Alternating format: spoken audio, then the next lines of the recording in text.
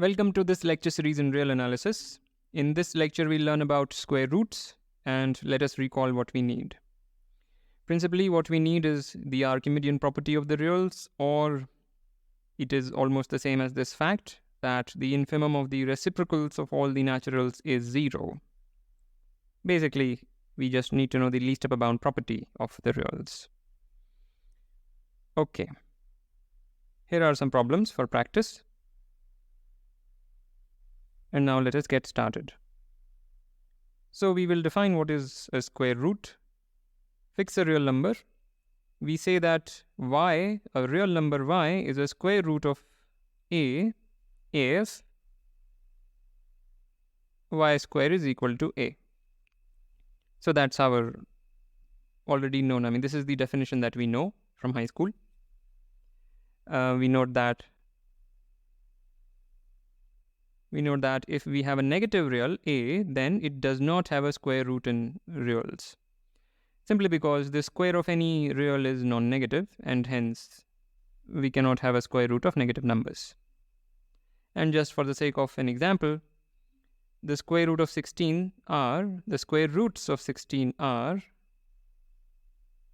4 and minus 4. Only 2 square roots and 4 and minus 4. Alright, so here is our key theorem that we want to prove. Every non-negative real has a unique non-negative square root. Right? This is something that we know from high school, but since we do not define real numbers in high school the way we do now, we in fact do not define real numbers in high school at all. So we need to give a formal, proper proof of it, even though intuitively this might be clear. Alright, so fix a positive real. If we had a equals 0, then clearly this statement holds for it. So we will only restrict our attention to positive reals. And now define the set S of all those real numbers which are positive and whose squares are at least a. We want to show the existence of a square root, but we consider this set first, and it should be kind of intuitively clear that the infimum of this set is a square root of a. And that is the approach that we take. Alright. So first note that S is non-empty. So S is non-empty simply because large enough real numbers satisfy both these constraints, and S is bounded below. Namely, 0 is a lower bound. So these two things are there, and therefore if we take the infimum, we get a real number.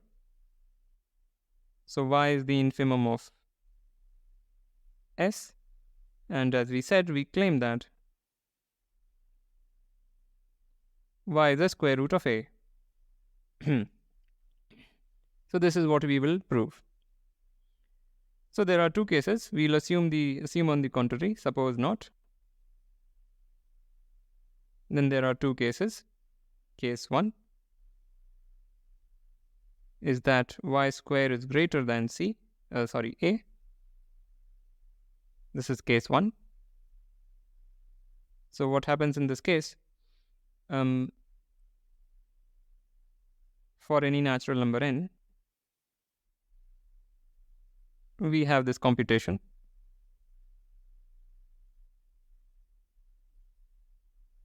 We have that, and therefore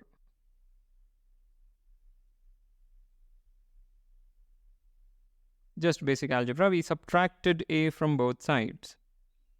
Now by using the Archimedean property, or that infimum of the reciprocals is 0, the reciprocals of naturals is 0, we have, for large enough n,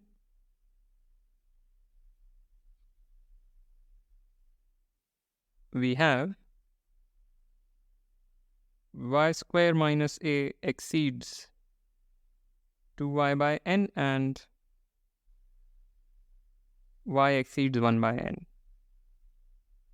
So I want to justify this a little bit. So by the assumption that y square is greater than a, this is a positive real. And hence, by the Archimedean property, if you like, n times this exceeds this given real, and hence we have that for some n, for some large enough n. So we have that.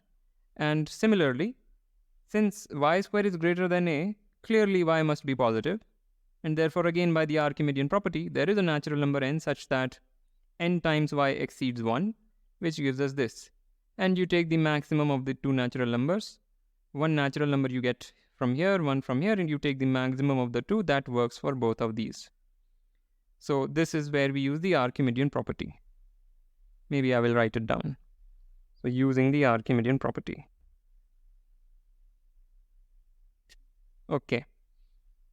So we have these two things, and therefore,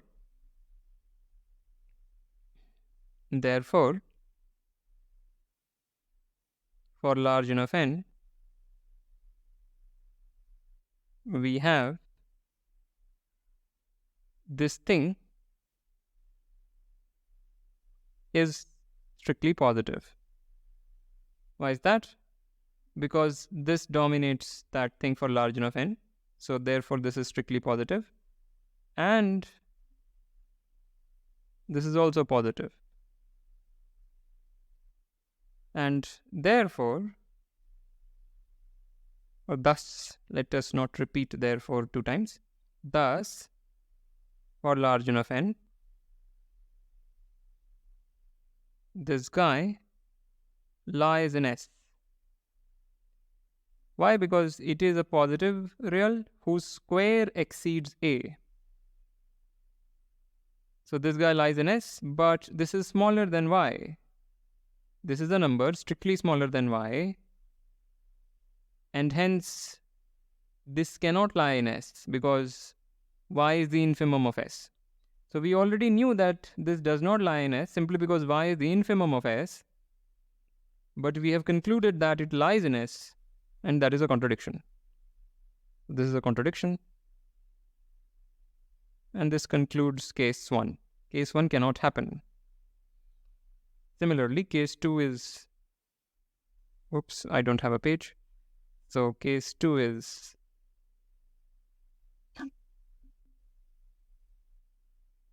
that y square is less than a. Did I write a c somewhere? No. Y square is less than a. And similarly, I mean, the reasoning will show that. I'm not writing all the steps, so we will end up proving that for large enough n, we would have this thing less than a, right? But since y is non-negative, the infimum of a subset of positive reals is definitely non-negative, so y is non-negative. So we have a positive real whose square is less than a, and therefore this guy does not lie in S. And therefore everything smaller than this does not lie in S. And therefore the infimum of S will be exceeding this guy, will be at least this guy, which contradicts the fact that the infimum is Y. Right? So for large enough n, this will be the case, and then what will happen? So then I'm just writing down what I just said. So then this is a positive real, but this does not lie in S. Therefore, if x in S, then x is greater than this guy. Greater than, let me just say greater than this guy. So why is this? Because if something is not in S, everything smaller than it can also not be in S. That's the nature of S. Just think about that. So we would have that, and hence infimum of S would be at least this number. Again, here for large enough n. So this, once you fix a large n, only then we are talking. So infimum would be strictly greater than y, which contradicts the fact that the infimum is y. Right? So in either case, we would have a contradiction. And that finishes the proof of existence.